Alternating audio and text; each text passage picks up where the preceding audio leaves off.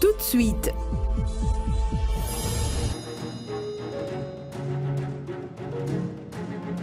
Grand journal.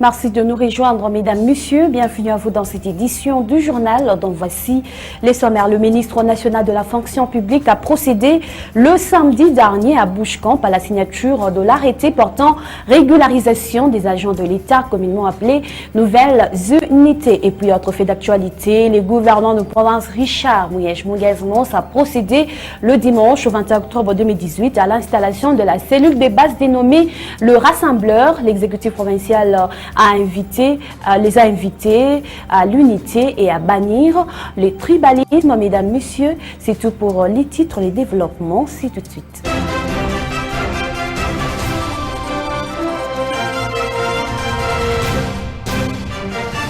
Live HD TV. Encore une fois, mesdames, messieurs, bienvenue à vous dans ces journaux. Le ministre national de la fonction publique a procédé le samedi dernier à Bushcamp à la signature de l'arrêté portant régularisation des agents de l'État, communément appelé Nouvelles Unités. Michel Bongongo revient sur l'importance de cette signature. Suivez. Mission accomplie. Nous sommes venus avec Madame Mouyumba, sur instruction du chef de l'État, pour puisse prendre cet arrêté, l'obtention des numéros matricules pour les fonctionnaires qui ont travaillé des années, des décennies pour l'État sans numéro matricule. Et le chef de l'État insistait absolument qu'on règle ce litige-là, ce contentieux avec les fonctionnaires. Voilà, on est là. Le travail est terminé. Maintenant, c'est au gouverneur d'utiliser, n'est-ce pas, avec ses services, cet arrêté. Je suis l'homme le plus heureux. Le chef de l'État a toujours eu le souci de rendre justice aux communautés. Et là, c'est un acte de justice qui vient d'être posé. Reconnaître ces agents qui ont travaillé longtemps comme agents de l'administration et prendre en compte leur ancienneté, c'est quelque chose d'exceptionnel. Ce que nous demandons à ces agents, c'est de mériter la confiance de l'autorité en prestant normalement, avec dignité, compétence, patriotisme et sans faille. Voilà le peu que je peux dire. L'émotion est forte. Et nous allons veiller à ce que tout cela se fasse selon les étapes et sans précipitation, mais bien.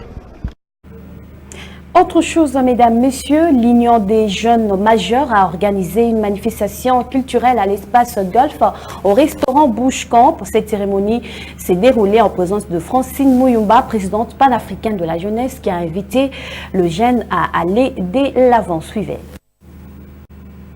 Chrétien catholique et ancienne acolyte Francine Mouyumba, présidente panafricaine de la jeunesse, a profité de son séjour à Colosie, chef-lieu de la province du Lualaba, pour accomplir son devoir vis-à-vis de son Dieu. Elle a choisi la paroisse Notre-Dame de la Paix. J'aimerais tout d'abord remercier son Excellence, Monsieur le Président de la République, chef de l'État, Joseph Kabila Kabange, lui qui a permis à ce que nous soyons ici aujourd'hui.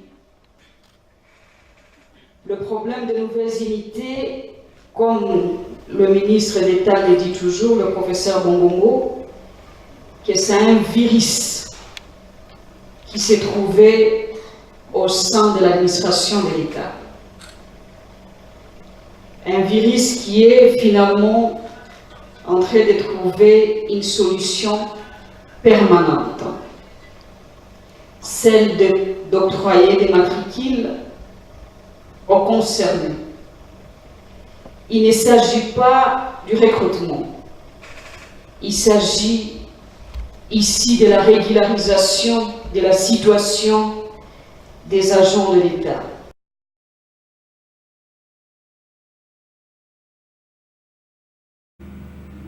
Et puis, profitant de son séjour à Kolwezi, Francine Muyumba, présidente panafricaine de la jeunesse, a choisi la paroisse Notre-Dame de la Paix, Mariapolis, pour prier le dimanche 21 octobre, donc hier.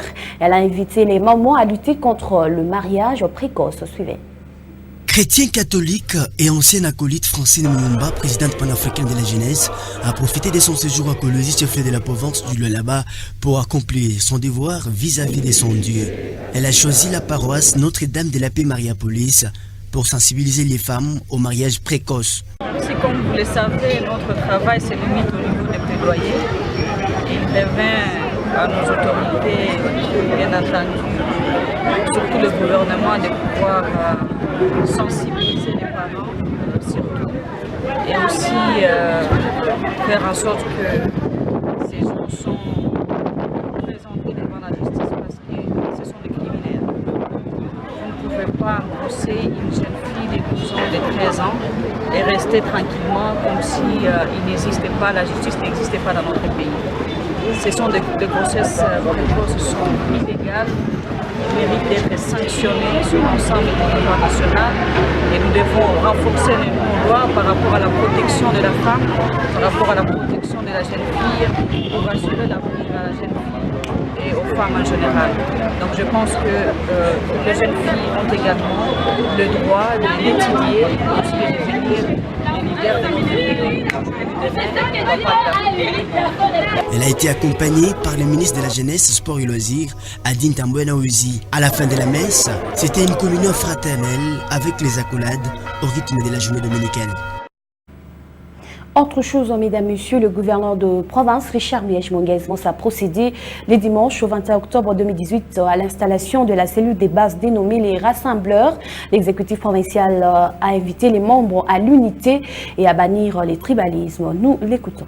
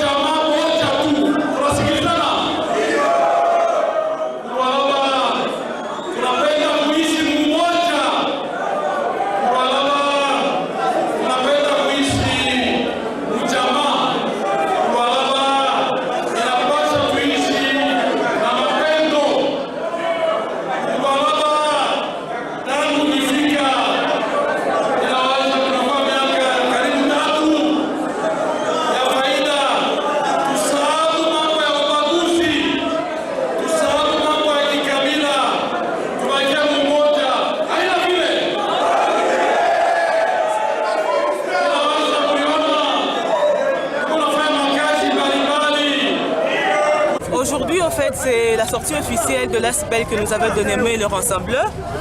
D'où pour cela, il fallait l'image même de ces ASBEL. Et l'image, nous avons jugé bon que c'était l'excellence Mouyège, qui est le gouverneur du Lualaba, parce que, vous le savez, le Lualaba, plus précisément la ville de Kolwezi, avait une certaine étiquette qui faisait que certaines personnes des autres provinces avaient crainte d'y aller en disant qu'il n'y avait que les natifs de là qui s'en sortaient. Mais nous avons constaté qu'avec le gouverneur aujourd'hui, Kassaïen, Kinois, Katangé, du Bas-Congo, peu importe de l'Est, parviennent à venir s'installer au Lualaba, précisément à Kolwezi, et pouvoir y travailler et émerger. L'objectif, c'est d'encourager premièrement dans cela. Le deuxième objectif par rapport à l'ASPL, c'est pouvoir continuer cette idée qu'il a, de pouvoir l'appuyer dans ce sens et pouvoir réunir la ville de Kolwezi et pourquoi pas la province du Lualaba. Le secret, c'est le cœur de ces gens. Ça veut dire que tout le monde avait besoin de cela, c'est pour ça que tout le monde s'est réuni aujourd'hui. Et l'association des anciens de Mutoshi, Kamroué, a tenu le samedi 20 octobre une assemblée générale en la salle du spectacle de la dite école technique. L'objectif de cette rencontre entre les anciens de Mutoshi et les finalistes était d'évaluer l'évolution de cette association, aussi donner une lumière sur les travaux de réhabilitation de cet institut technique de grande partie scolaire. Suivez. Évaluer les activités allant du janvier 2018 à ce jour, réalisé par Kamroué, structure des anciens de Mutoshi, était le socle de l'Assemblée générale tenue ce samedi 20 octobre dans les installations de cette école. Il était question de tabler sur les travaux de réhabilitation de cette école technique effective depuis le début de cette année. Le vice-président de cette association a dans son mot précisé les missions que s'est assigné le Kamroué dans cette année et concrétisées. S'agissant de l'exercice en cours, le comité du Kamroué s'est assigné plusieurs missions dont les principales sont le suivi des travaux de réhabilitation de Mutoshi, l'effort de rassemblement et l'implantation des comités urbains du Kamroué, l'acquisition des documents officiels, l'acquisition d'un compte bancaire Kamroué, la création d'un site web www.anciendemutoshiroué.org, la mobilisation des recettes par les cotisations de ses membres, l'acquisition d'un bureau ici même à Mutoshi, la concrétisation du projet de récupération des équipements défectueux des entreprises de la place et enfin l'étude d'un projet générateur des ressources financières. Le secrétaire général de cette organisation a donné la chronologie du déroulement des travaux tels que établis par le Kamroué en connivence avec le gouvernement provincial. Voici donc comment est-ce que les travaux ont évolué. La première phase de ces travaux devrait comprendre, enfin pas la première phase un peu comme la phase préliminaire. Elle devait comprendre juste l'irrigation de la clôture. C'est la construction de la clôture. Comme vous le remarquez sur ces photos, on présente plusieurs vues de cette clôture. La réhabilitation de cette école de grande portée scolaire a boosté la joie des anciens de Mutoshi. Franchement, je suis très contente. Je remercie le gouverneur pour l'acte qu'il vient de déposer. C'était un rêve, mais aujourd'hui, c'est devenu une réalité. Là, les élèves vont se sentir en sécurité. Nous-mêmes qui sommes anciens, nous sommes vraiment très fiers de cet acte. Nous sommes vraiment très contents et nous ne voulons pas que ça s'arrête par ici. Et puis la modernisation des infrastructures routières de la province du Congo central préoccupe au plus haut point le ministre provincial des infrastructures, travaux publics et construction, Papi Mambo Luamba, voilà qui justifie la visite d'inspection de travail qu'il a effectuée dans les territoires de Moanda où il s'est rendu compte de l'état d'avancement des travaux en cours d'exécution et ce à entreprendre. J'arrive au reportage. Première étape de cette visite d'inspection effectuée par le ministre provincial des infrastructures, travaux publics et reconstruction, la route nationale numéro 10 qui va de la cité de Moanda à la Saucire. Sur cet axe routier, le ministre Papi Mambo Luamba a tâté du doigt l'état d'avancement des travaux de construction du pont Mamputu exécutés par la société Cotraco sur financement de l'entreprise pétrolière Pereco Rep. Par cette visite, le patron provincial des ITPR a rappelé à l'ordre l'entrepreneur de ces travaux a veillé au strict respect de l'autorité de l'État en province. Le pont Mamputu, on avait demandé à l'office des routes de nous brosser rapidement des observations par rapport à la construction. Et ce matin, le DP nous a remis les observations et à chaud. Donc on a voulu remettre au représentant de la société Perenco qui à son tour va remettre à l'entrepreneur. On a voulu faire des observations à l'entreprise et à nos partenaires qui devaient respecter l'autorité de l'État, communiquer avec la province et l'autorité locale. Pour sa part, l'administrateur du territoire de Moanda a salué la visite du ministre provincial des infrastructures, travaux publics et reconstruction qu'il qualifie d'une visite de réconfort moral. Non, c'est une visite de réconfort moral. C'est une visite administrativement qui soutient les actions du gouvernement provincial et qui soutient aussi le gouvernement que nous gérons au niveau du Conseil de sécurité au niveau de Mwanda. Par ailleurs, les présidents de tous les ministres provinciaux du Congo central, Papi Mambo Luamba, s'est rendu sur la nationale numéro 11 dans ce tronçon compris entre la cité de Mwanda et la localité de Yema, tout près de la frontière avec l'Angola voisin. Nonobstant les doléances des usagers de cette route qui ne jurent que sur sa réhabilitation, le numéro 1 provincial des infrastructures, travaux publics et reconstruction a remercié l'implication de l'administrateur du territoire de Mwanda et celle du directeur provincial de l'office des routes et a réitéré la détermination de l'exécutif provincial à accompagner l'action du gouvernement central sur place à Mwanda.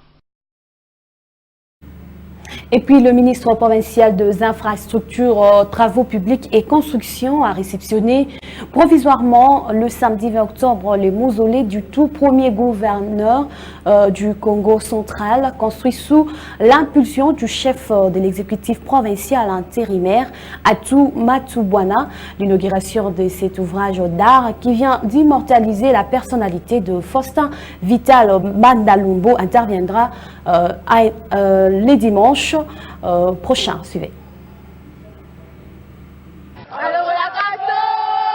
21 jours ont suffi à l'entrepreneur à qui l'exécutif provincial du Congo central avait confié les travaux de construction du mausolée du tout premier gouverneur de la province, je cite, Faustin Vital Mandalumbu, pour remettre provisoirement l'ouvrage au ministre provincial des infrastructures, travaux publics et reconstruction Papi Mambo Luamba. C'est le même qui avait procédé en date du 26 septembre dernier à la pose de la première pierre tout juste après les passages du chef de l'exécutif provincial intérimaire Atou Matubwana Nkoloki dans cette localité de Kilumbu située dans le secteur de Kwakwa à plus ou moins 40 km de la ville de Matadi dans le territoire de Sekebanza.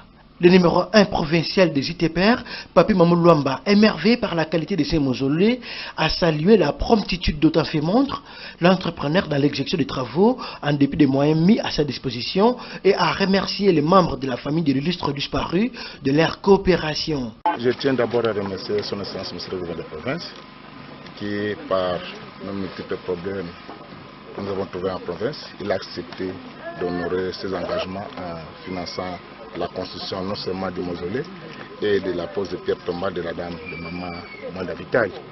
Aujourd'hui, on vient de recevoir provisoirement l'ouvrage et là, demain, ce sera la réception par son excellence monsieur le gouverneur de province où il y aura une cérémonie pour commémorer cette action du gouvernement provincial. Et à l'entreprise, je tiens à le féliciter parce que dans un temps record, en moins de 3 semaines, il a pu réaliser et construire cet ouvrage. C'est pour l'amour de la province. Et nous remercions la famille Mwanda Vital qui a accepté du moins à nous autoriser de pouvoir construire pour la famille Mwanda Vital. Voilà l'objet de notre visite ici à Pop. C'était pour recevoir l'ouvrage. On vient de recevoir l'ouvrage provisoirement. Et demain, ce sera la réception par le gouvernement de province qui est l'initiateur de ces projets. À travers ces gestes combien significatifs, ces mausolées viennent immortaliser à jamais la personnalité de Faustin Mwanda Vital Lumbu. Du côté de la famille de l'illustre disparu, la satisfaction est à son comble. C'est une réaction de joie. Nous devons être reconnaissants au gouverneur Atou Matubwana. Il avait promis, il était ici, je crois, le 30 août, il a dit, je suis venu, j'ai vu, et je reviendrai, je crois que demain, il reviendra pour recevoir officiellement cet ouvrage. Vraiment, nous sommes dans la joie. La cérémonie inaugurale de ces mausolées interviendra, sauf changement de dernière minute, ce dimanche 21 octobre. MTM, c'est une nouvelle rébellion identifiée à Béni dans le Nord Kivu. Cette rébellion menace les paisibles citoyens et la société civile demande aux combattants de cesser les feux. Reportage. À l'est de la RDC, c'est une zone frontalière meurtrie par les exactions armées. Celle de miliciens Maïmaï ou de rebelles ADF ougandais, mais aussi d'une galaxie d'autres groupes, sans compter les forces armées congolaises. Dans ce climat de violence à Béni, dans le Nord Kivu, un autre nom circule depuis des mois. Une délégation parlementaire a fait le déplacement pour en aviser les populations. Il nous a été dit, nous préférons l'accepter de cette manière-là, que ceux qui tuent, ce ne sont pas des ADF, ce ne sont pas les militaires, ce ne sont pas les gens qui viennent de Massissi, ce ne sont pas... C'est plutôt un nouveau groupe qui s'appelle MTM. Retenez bien les mots MTM. MTM, des initiales qui signifieraient Muslim Tabligh Movement. Est-ce à dire qu'il s'agirait d'un groupe djihadiste? Cela relève plus de la spéculation. Mais l'armée se veut formelle sur son existence. Ce n'est pas une nouveauté. MTM a été projeté ici, MTM a été projeté à Butembo. On avait donné des explications par rapport à ça. Pour la société civile, MTM ou pas, cela ne change rien. Quelle que soit l'identité de rebelles, Mai Mai, FDLR, EDF et NALU, la société civile voudrait voir la paix, la sécurité être restaurée dans la région. La répétition des massacres dans la région, c'est l'échec des forces armées congolaises, mais aussi des casques bleus de la MONUSCO. Signe de cette détresse des civils, depuis des mois, plusieurs quartiers de Béni se vident de leurs habitants. Ils avaient quitté leur pays en espérant rejoindre l'Europe. Beaucoup d'entre eux sont aujourd'hui pris au piège en Libye. La Côte d'Ivoire tente de rapatrier ces migrants. Plus de 5000 d'entre eux ont déjà fait les voyages retour. Reportage. Aéroport Félix Houphouët-Boigny à Abidjan. Des femmes, des hommes, des enfants et même des bébés débarquent. L'avion vient de Tripoli. Au total, 107 migrants. 107 personnes qui ont tenté la traversée pour regagner l'Europe reviennent aujourd'hui au pays. Certains ont presque atteint les côtes italiennes, mais ont été interceptés par les autorités libyennes. Là, ils ont été envoyés en prison. On a tout vu, on a tout supporté. Et on n'arrive pas à manger. Souvent, les gars nous maltraitent, on nous frappe. Ce n'était pas facile. Ce n'était pas facile. Certains ont failli mourir ou ont vu des proches se noyer sous leurs yeux. Je me suis dit vraiment j'étais déjà morte. Parce que je ne pensais plus à la Côte d'Ivoire, je ne pensais plus à ma famille. Voilà, je me suis dit qu'en tout cas, mes amis sont morts dans l'eau, dans le Zodiac. Donc moi-même là, je n'avais pas la foi. C'est la 14e opération des autorités ivoiriennes dans le cadre d'une politique de retour volontaire, soutenue par l'Organisation internationale pour les migrants. Déjà près de 100 000 personnes ont pu faire le trajet de retour. L'OIM travaille avec l'Union européenne à la réinsertion de ces personnes conformément à ce qu'on voudrait. Donc il y a un appui ici à l'aéroport qui est de 165 000 francs CFA et de vivre et de non-vivre. Ensuite il y a un hébergement d'urgence et puis un appui psychosocial. Des comités régionaux ont été mis en place pour lutter contre l'immigration, faire comprendre que partir n'est pas forcément la solution. Aujourd'hui encore, il reste près de 4000 Ivoiriens pris au piège dans l'enfer libyen. Et voilà tout pour ces journaux, mesdames, messieurs. Merci à vous d'avoir suivi. Au revoir et à la prochaine.